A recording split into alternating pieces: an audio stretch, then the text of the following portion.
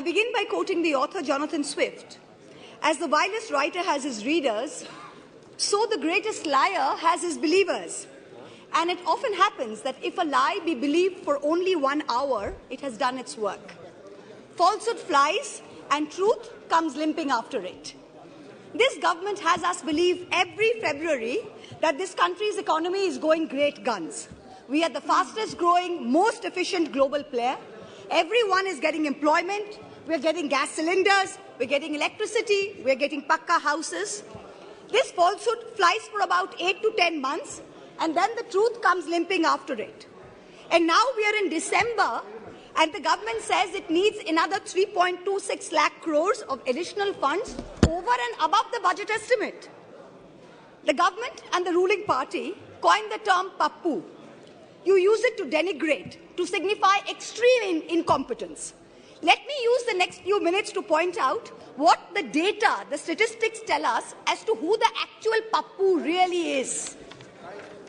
NSO numbers were out yesterday. Industrial output has shrunk by 4% in October to a 26-month low. The manufacturing sector contracted 5.6%. Manufacturing is still the biggest generator of jobs. The Honourable Finance Minister yesterday stood in this House and she likened us, the opposition, to Videsh ka dushman. And she said, we have Jalan ka bhavna. You do not have the moral clarity to call out right from wrong. Who's the pappu now? People tell me to keep quiet, to make peace in the name of soft Hindutva. I am Hindu, but I refuse to play soft anything. What this country needs is an elected government which plays hard morality, hard legality and hard economics. No soft anything. सवाल ये नहीं है कि बस्तियां किसने जलाई. सवाल यही है कि पागल के हाथ में माचिस किसने दी. This is a question that India needs to answer. Sir, talking about macro economy, economic fundamentals and so on, Honourable Member Mahua Moitra said about where one should find pappu, who's the pappu, where's the pappu and so on. Actually, either West Bengal in the... Sorry? So, all the fundamental macroeconomic fundamentals being questioned. There was this question of where is the pappu, who's the pappu, who's the pappu. Actually, if only Honourable Member looks back into her own backyard, she'll find pappu in West Bengal. So there's no doubt, where there are wonderful schemes which can benefit common people, West Bengal sits over it, doesn't distribute it. You don't need to search anywhere else for pappu. But even worse, sir, even worse is this point. Matches kiske haath mein hai? This is really, I don't want to elaborate too much on it because it probably just wanted to spice the questions and the issues she raised, about which I think in different ways I've tried answering. But it's a matter of concern, sir, because kisne diya matches is not the issue, because democracy, people elect the leader and give it to the concerned leader. We don't need to undermine the people by saying, kisne diya inke haath mein? Janta ne diya matches. But किसके हाथ में matches कैसे उपयोग में आता है वही है इंपॉर्टेंट. मैचेस किसके हाथ में कैसे उपयोग में आया. Recently you had, at least BJP had a fantastic victory in Gujarat. Post election, sir, what was the environment there? Peacefully the new government came to power, was sworn in. Whereas compare it with what happened in West Bengal post the state government election, matches किसके हाथ में कैसे उपयोग में आया? कैसे उपयोग में आया? वो है प्रश्न वो है. पूरा बंगाल को दिला दिया माचिस किसके हाथ में?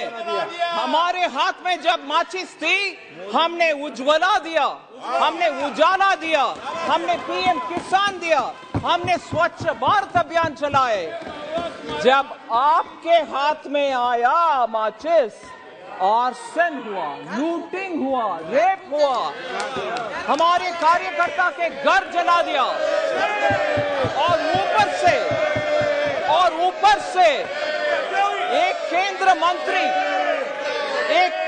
मंत्री MOS मुरलीधरन, उनके गाड़ी के ऊपर इतना अटैक हुआ, सेंट्रल मंत्री तक सेफ नहीं था पोस्ट इलेक्शन। सो मैचेस, जेपी नड्डा जी की गाड़ी तो कैंपेन के दौरान, मुरली जी की गाड़ी, MOS के गाड़ी पोस्ट इलेक्शन। सो मैचेस किसके हाथ में कैसे काम आया, वो हम समझना चाहिए सर, ऐसे नहीं है बात।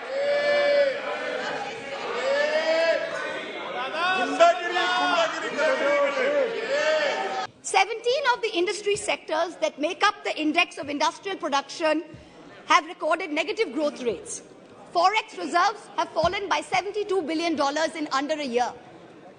The Honorable Finance Minister yesterday during question hour mentioned how apparently 50% of FII inflows into emerging markets are coming into India. Wonderful. But her colleague, the Minister of State for External Affairs, just last Friday, in response to a question in this very House, stated that almost 2 lakh people, 1,83,741 people, renounced their Indian citizenship in the first 10 months of 2022. This exodus in 2022 takes the total number of Indians renouncing Indian citizenship under this government in the past 9 years since 2014 to over 12.5 lakh people. This year has already seen more people giving up Indian citizenship than any single given year. High net worth individuals are willing to pay up to $1 million to get citizenship of Portugal, of St. Kitts, of Greece. Is this the sign of a healthy economic environment? Of a healthy tax environment? Who's the pappu now?